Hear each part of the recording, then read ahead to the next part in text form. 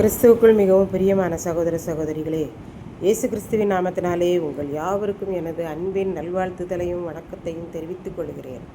இன்றைய பகலின் குளிர்ச்சியான நாளின் தியான வசனம் யோவான் எழுதின சுவிசேஷம் 11ஆம் அதிகாரம் 16ஆம் வசனம். அப்பொழுது திதிமு எண்ணப்பட்ட தோமா மற்ற சீசர்களை நோக்கி, அவரோடே கூட மரிக்கும்படி நாமும் போவோம் வாருங்கள் என்றான். இயேசு சீசர்களை நோக்கி, நாம் மறுபடியும் யூதேயாவுக்கு போவோம் என்றார். அதற்கு சீசர்கள், ஆண்டவரே, இப்போதுதானே எருசலேமில் யூதர்கள் எல்லாரும் உம்மை கல்லறிய போனார்கள், மறுபடியும் அங்கே செல்ல வேண்டும் என்கிறீரே என்றார்கள். இயேசு மறுமொழியாக, பகலில் 12 மணி நேரத்துக்கும் சூரிய வெளிச்சம் நன்றாக தெரிகிறதினால் பகலிலே நடக்கும்போது எவனும் இடறி விழமாட்டான்.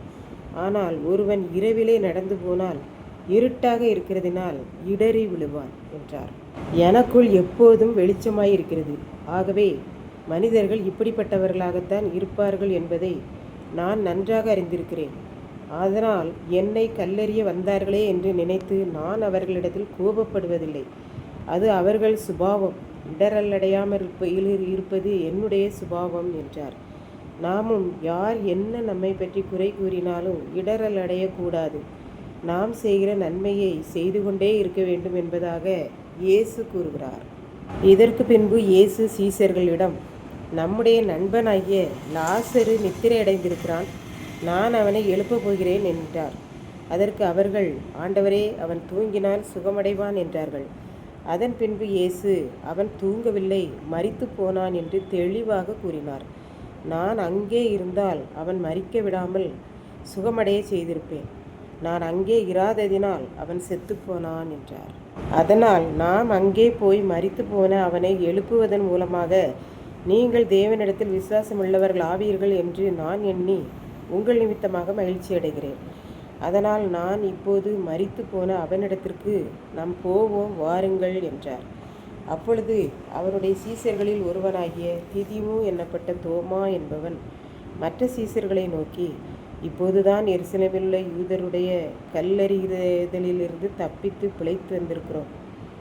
இப்போது மரித்த லாசருவை உயிரோடு எழுப்புவதற்காக மறுபடியும் அங்கே இயேசு செல்ல வேண்டும் என்று கூறுகிறார். இனி யூதர்கள் இயேசுவை கொல்லும்போது நம்மையும் கொன்று போட்டாலும் பரவாயில்லை, நாமும் சேர்ந்து இயேசுவோடு சென்று சாவோம் என்று மற்ற சீசர்களிடம் கூறினான் என்று பார்க்கின்றோம். இப்படித்தான் தென்னை மரத்தினடியில் ஒரு முயல் தூங்கி கொண்டிருந்தது. அப்போது தென்னை மரத்தில் தேங்காய்கள் டொம் டொம் என்று விழுகிற சத்தம் முயலுக்கு கேட்கவே முயல் தூக்க வரியில், ஐயோ, இந்த உலகம் அழியப் போகிறது என்று கத்திக்கொண்டே காட்டினுள் சென்றது. எல்லோ மிருகங்களையும் அழைத்தது. அப்போது குரங்கு, யானை, கரடி என்று ஒவ்வொன்றாக வந்து பெரிய கூட்டம் சேர்ந்து விட்டது.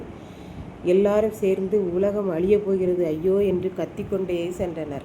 இதை கேட்டுக்கொண்டிருந்த காட்டிற்கு ராஜாவான சிங்கம், என்ன, உலகம் அழியப் போகிறதா என்று கேட்டுக்கொண்டே வந்தது. நில்லுங்கள், உலகம் அழியப் போகிறது என்று சொன்னது யார் என்று கேட்டது. எல்லா விலங்குகளும் முயல்தான் இவ்வாறு கூறியது என்று சொன்னது. அப்போது சிங்கம், என் பின்னே வாருங்கள், என்னவென்று பார்க்கலாம் என்று எல்லா விலங்குகளையும் அழைத்தது. எல்லா விலங்குகளுக்கும் ஒரே பயம். இன்றைக்கு சிங்கத்தையும் நம்மையும் சேர்த்து இந்த உலகம் அழிக்கப் போகிறது, பரவாயில்லை, நாமெல்லாரும் சிங்கத்தோடு சேர்ந்து அழியப் போகிறோம் என்று கூறி எல்லாருமாக சேர்ந்து சென்றார்கள். முயல் தூங்கின தென்னை மரம் வரைக்கும் யானை கூட்டி சென்றது. தென்னை மரத்தில் தேங்காய்கள் விழுந்து கொண்டே இருந்தது.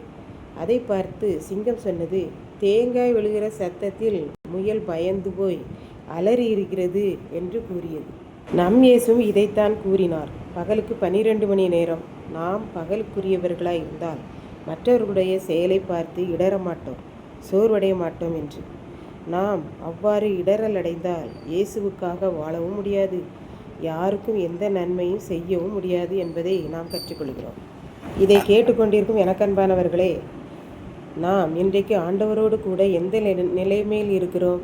உலகத்துக்கு பயப்படுகிறோமா, இல்லை ஆண்டவருக்கு கீழ்ப்படுகிறோமா என்பதை சிந்தித்து பார்ப்போம். இயேசுவை போல அவன் என்னை கல்லெறிந்தது எனக்கு பெரிதாய் தோன்றவில்லை, அவனுடைய ஆத்மா எனக்கு வேண்டும் என்று நினைத்தார். இன்றைக்கும் எல்லா இடங்களிலும் மக்கள் ஆண்டவரை பற்றி கூறும்போது இப்படித்தான் இருக்கிறார்கள். ஆனால் நமக்கு அவர்களுடைய செய்கைகளை விட அவர்களுடைய இருதயம் ஆண்டவருக்கு வேண்டும் என்ற கரிசனை கொள்வோம். ஆகவேதான் தோமா கூறினார், சரி, இயேசுவோடு கூட நாம் செல்லும்போது அநேக அற்புதங்களை அவர் நடத்தினார், நாம் பார்த்தோம். இந்த முறை அவரோடு கூட நாம் சேர்ந்து கல்லறி வாங்கினாலும் பரவாயில்லை, வாருங்கள் போவோம் என்றார். நாமும் இவ்வாறு அவரோடு கூட செல்லுகிற போது நமக்கு எந்த கஷ்டமும் வராமல் அவர் பார்த்து கொள்வார்.